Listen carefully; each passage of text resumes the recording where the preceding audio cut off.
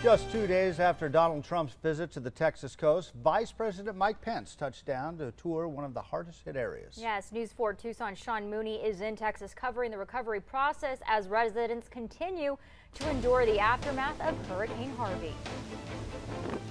The purpose of Vice President Pence's trip here to Rockport was to let the people know the Trump administration had not forgotten them. He also wanted to find out what they've been dealing with. And he certainly got a big dose of that the second he drove into town. The devastation is everywhere. Debris littering the roadside. Homes and businesses gone.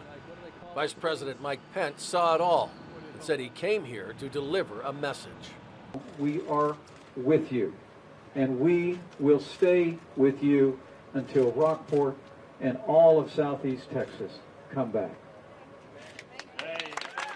One of his first stops, a chance to meet face-to-face with the people who live in Rockport at the First Baptist Church, a building ravaged by the storm. The senior pastor says the vice president isn't the only one who has delivered a strong message about the disaster.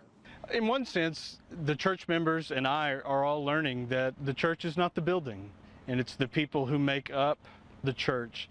After leaving the church, Mike Pence, along with his wife Karen and Governor Greg Abbott, visited one of the many devastated neighborhoods. The vice president and the rest of his entourage briefly helped with the cleanup and took time to talk with the residents hard hit by the storm. The people of Rockport aware of the media event it was, but hoping it will bring more help. When you're down here, we've been here since Sunday with no electricity, no water.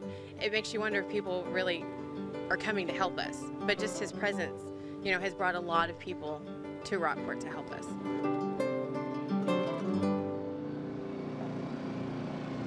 I spoke to one hurricane victim today who lost everything. He told me he's been overwhelmed by the kindness that people have shown throughout this disaster.